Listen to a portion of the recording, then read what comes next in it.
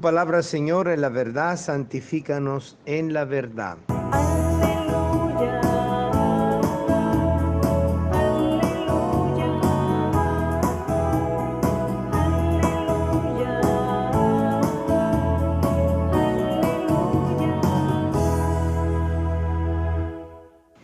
El Señor esté con ustedes y con tu espíritu. Lectura del Santo Evangelio según San Marco. Gloria a ti, Señor.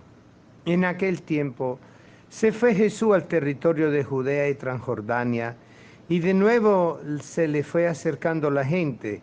Él los estuvo enseñando como era su costumbre. Se acercaron también unos fariseos y le preguntaron para ponerlo a prueba: ¿le es lícito a un hombre divorciarse de su esposa? Él le respondió: ¿qué le prescribió Moisés? Ellos contestaron: Moisés no permitió el divorcio mediante la entrega de un acta de divorcio a la esposa. Jesús le dijo: Moisés prescribió esto debido a la dureza del corazón de ustedes. Pero desde el principio, al crearlo, Dios los hizo hombre y mujer. Por eso dejará el hombre a su padre y a su madre, se unirá a su esposa, y serán los dos una sola cosa. De modo que ya no son dos, sino una sola cosa. Por eso lo que Dios unió, que no lo separe el hombre. Ya en casa, los discípulos le volvieron a preguntar sobre el asunto. Jesús le dijo: si uno se divorcia de su esposa y se casa con otra, comete adulterio contra la primera, y si ella se divorcia de su marido y se casa con otro, comete adulterio. Palabra del Señor. Gloria a ti, Señor Jesús. Hoy la palabra nos hable de una forma muy profunda. Jesús viene a evangelizarnos sobre la importancia de la fidelidad matrimonial. La actitud del consenso del hombre con la mujer y de la mujer con el hombre es equivalente al sí de la encarnación de María, del sí de José al sueño del ángel, del sí de cada uno de los apóstoles y discípulos que siguieron al Señor. Tú sabes, Señor, que te amo. Y dijo Pedro al Señor al final del Evangelio de Juan: es el sí de Pedro. Todos nosotros estamos llamados entonces a vivir lo que el Señor nos pide, la fidelidad en el sí. El sí, que es la apertura total del corazón del hombre a la acción de Dios en su vida. Macho y hembra lo creó, hombre y mujer lo creó para que fueran fieles el uno al otro. Configura, como nos dice San Pablo en la carta a los Efesios, de la iglesia esposa y de Cristo esposo. Es la fidelidad lo que rige el sentido de la unión conyugal. Es la fidelidad lo que rige el sentido de esponsalidad entre el alma y Cristo.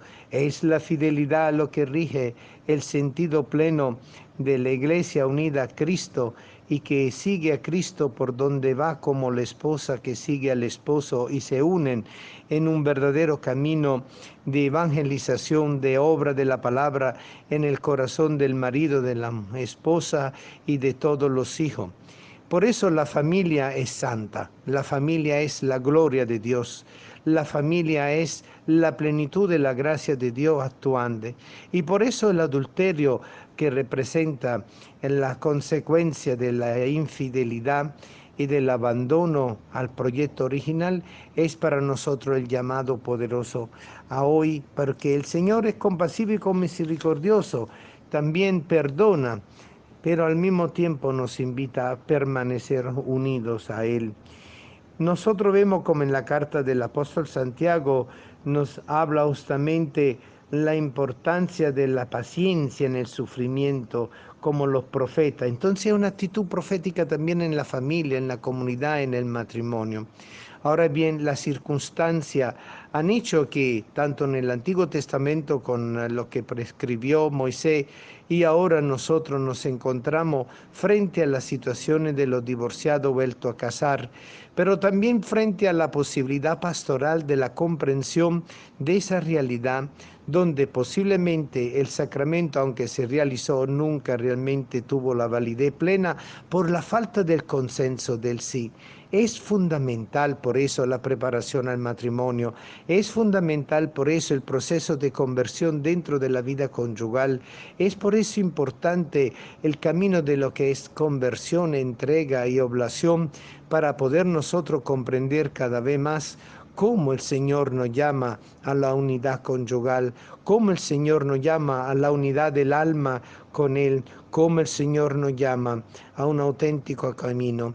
Por eso el adulterio no solo acontece en el matrimonio, acontece en la familia, acontece en la comunidad, acontece dentro de la misma iglesia, porque a veces no somos fieles a la iglesia ni al Evangelio de Cristo y nos volvemos adúlteros en la comprensión, en la práctica de la verdadera palabra de Dios.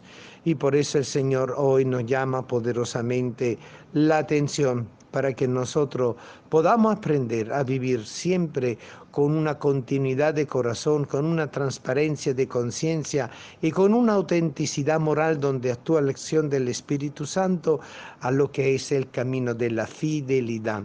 Ser fiel a Dios, porque Dios siempre es fiel, Él nunca nos traiciona, nunca nos abandona, y sobre eso se fundamenta la fuerza del matrimonio, la fuerza de la familia, la fuerza de la comunidad de fe y la fuerza de la misma iglesia. Ay, si dejáramos de ser adúlteros con el pensamiento, ay, si fuera que nosotros dejáramos de ser adúlteros con nuestra conciencia y que aprendamos a comprender continuamente lo que significa lo que nos dice el Señor.